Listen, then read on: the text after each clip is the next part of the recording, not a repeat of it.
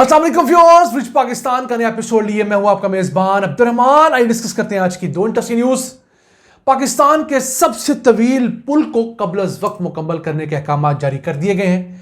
अब ये 2028 में मुकम्मल होने की बजाय अगले साल 2026 में मुकम्मल हो जाएगा, जिसके बाद 2.5 घंटे का फासला सिमट कर सिर्फ 30 मिनट में तय किया जा सकेगा।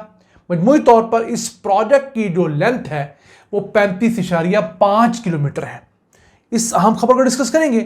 जबकि आज की दूसरी खबर, मुल्क में मौजूद बड़े दुकानदारों से टैक्स लेने के लिए पोज मशीनों की तनसीब की जा रही थी। अब तक 40,000 बड़ी दुकानों पर डिपार्टमेंटल स्टोर्स के ऊपर पोज मशीनें नस्ब की जा चुकी हैं। आज आपको बताएंगे कि इन मशीनों के नस्ब करने के बाद कितने अरब रुपए का टैक्स बढ़ा है और मज़ीद तफसीलात क्या है। लेकिन पहले चलते हैं आज की सबसे अहम खबर की तरफ। पाकिस्तान के सबसे तवील पुल को जल्द मुकम्मल करने के अहकाम जारी किए गए हैं। पहले इसकी डेडलाइन 2028 थी, अब 2026 कर दी गई है। यह पुल घोटकी शहर को कंदकोट शहर के साथ जोड़ेगा। दरिया सिंध के ऊपर यह बन रहा है, इस वक्त अंडर कंस्ट्रक्शन है। यह पुल जो है पब्लिक प्राइवेट पार्टनरशिप के तहत बनाया जा रहा है। 30 अरब 50 करोड़ रुपए इसकी लागत है। 4 लेन्स पर मुश्तमिल है, 2 लेन्स जाने के लिए और 2 लेन्स आने के लिए। यह पुल 3 सूबों पंजाब, सिंध और बलूचिस्तान को भी आपस में जोड़ेगा। इस पुल की तामीर मुकम्मल होने के बाद जो फासला इस वक्त 2.5 घंटे का है वो सिमट कर सिर्फ 30 मिनट का रह जाएगा। आप मैप पर देख सकते हैं, जो ब्लू रंग की लाइन है, जो रूट है, वो इस वक्त है जो तकरीबन 150 किलोमीटर का है। अगर आपने घोटकी से लेकर कंदकोट तक जाना है, ओके, पुल बहुत दूर मौजूद है। उस वजह से जहां 2.5 घंटे लगते हैं, फ्यूल एक्स्ट्रा लगता है, लोगों का टाइम लगता है, लोगों के जो है जज्बात लगते हैं, वो टाइम कम होकर सिर्फ 30 मिनट रह जाएगा। इतना हम पुल है ये। फिर ये सिर्फ एक पुल नहीं बन रहा, पुल की अपनी लेंथ जो है 12 किलोमीटर और 500 मीटर है, 12.5 किलोमीटर कहते हैं। लेकिन इस पुल के साथ साथ एडिशनल रोड्स बन रही हैं। मसलन घोटकी वाली साइड से 10.4 किलोमीटर की एक रोड अंडर कंस्ट्रक्शन है जो इस पुल तक आएगी। 83% वो रोड मुकम्मल हो गई है।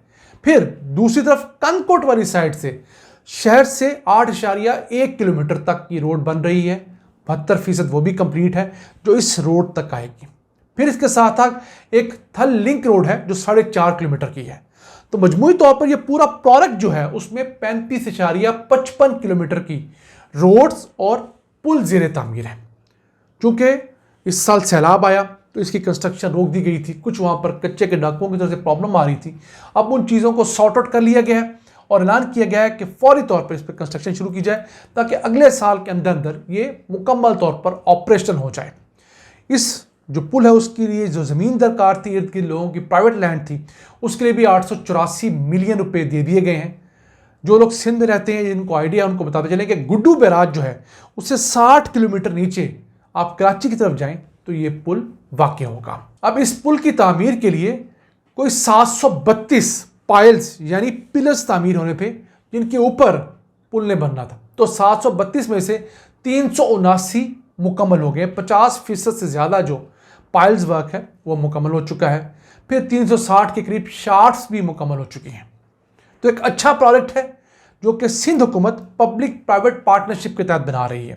यानी कुछ पैसे हुकूमत सिंध लगा रही है जबकि कुछ पैसे प्राइवेट कंपनी लगा रही है। दोनों के इश्तराक से मुकम्मल होगा। फिर इस पुल के ऊपर जो टोल टैक्स लगेगा, उस टोल टैक्स के ज़रिए जो है इसकी कीमत पूरी की जाएगी। इसके साथ साथ इसको फ्यूचर में मेंटेनेंस के लिए जो खर्चे दरकार होंगे वो भी इसी से पूरे किए जा सकेंगे। पाकिस्तान में पुल एक ऐसा सेक्टर है जो बहुत सारे लोगों की ज़िंदगियां बदलता है। बदकिस्मती से हमारे यहाँ बहुत सारे पुल जो हैं वो डिले का शिकार होते हैं।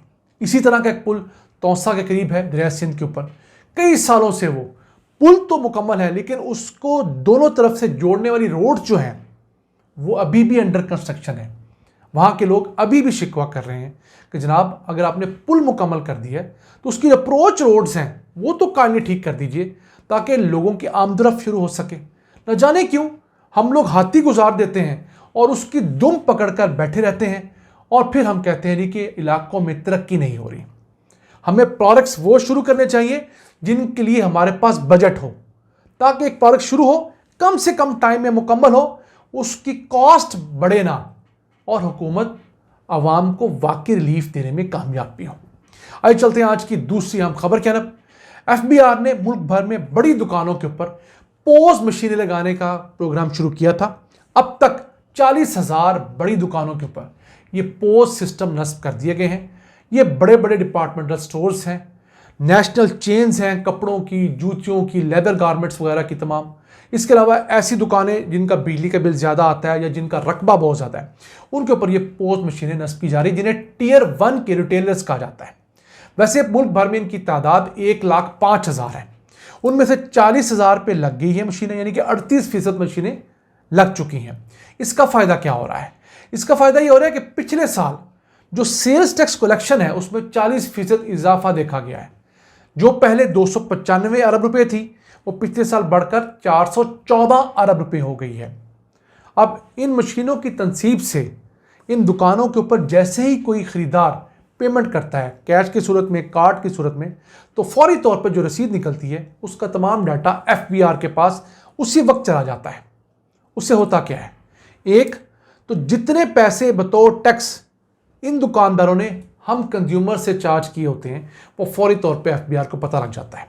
क्योंकि बहुत सारे दुकानदार ऐसे थे जो हमसे टैक्स तो पूरा लेते थे लेकिन आगे FBR को जमा नहीं करवाते थे, खा लेते थे, या इतना बड़ा डिस्काउंट दे देते थे कि FBR की जेब में कुछ नहीं जाता था। तो अब उन्हें जो भी टैक्स कलेक्ट होगा वो FBR को देना होगा। फिर इन अपनी दुकानों की सेल्स FBR के रिकॉर्ड में आ रही हैं, तो FBR को पता है कि इस दुकान की इतनी सेल है, तो उस सेल के ऊपर जो इनकम टैक्स उस दुकानदार को देना है, उस कंपनी को देना है जिसकी दुकानें हैं, मसलन स्टाइलो है, बाटा है, सर्विस है, ये तमाम बड़े ब्रांड्स जिनकी पूरे पाकिस्तान में नेशनल चेन है पूरी की पूरी, उनकी जितनी दुकानें हैं 1,000, 2,000, 3,000, सब दुकानों के ऊपर ये सेटअप लग रहा है। बहुत अरसे से ये प्रोसेस चल रहा है। मैं समझता हूँ अब तक इसे कंप्लीट हो जाना चाहिए था। यानी कि Tier 1 के मालदार तगड़े तमाम दुकानदार हैं, आप 1 मंथ का नोटिस दे दीजिए और 1 मंथ के बाद अनाउंस कर दीजिए कि जिस Tier 1 की दुकान के ऊपर पोज मशीन नहीं होगी हम उसे सील कर देंगे। आप यकीन कीजिए ये सारे बड़े बड़े स्टेट जो हैं फौरी तौर पर पोज मशीनें लगाएंगे। न जाने क्यों, जो काम आसानी से हो सकता है और उन लोगों के ऊपर इंप्लीमेंट किया जा सकता है जो साहिब माल हैं, इस्तिताअत रखते हैं, वहाँ भी हुकूमत सोई रहती है। या तो ये छोटे छोटे दुकानदार हो ना, तो आप कह लेंगे कि छोटे दुकानदार का इस्तेहसाल हो जाएगा, उसके बाद पैसे नहीं होंगे, वो कर नहीं पाएगा। तो हमें इस चीज़ को पाबंद दोहल बताना होगा और इस तरह की चीज़ें फौरी तौर पे इंप्लीमेंट करनी होंगी ताकि जो खरबों रुपए की टैक्स चोरी इस मुल्क में होती है उस टैक्स चोरी को रोका जा सके, लोगों को रिलीफ फराहम किया जा सके और पाकिस्तान की तरक्की में अहम किरदार अदा किया जा सके। नाज़रीन, आज का एपिसोड हमें उम्मीद है आपको पसंद आया होगा। अपनी सजेशंस, अपनी आराज़ से हमें आगाह रखा करें। अपने मेज़बान अब्दुर्रहमान को इजाज़त दीजिए। अल्लाह निगहबान।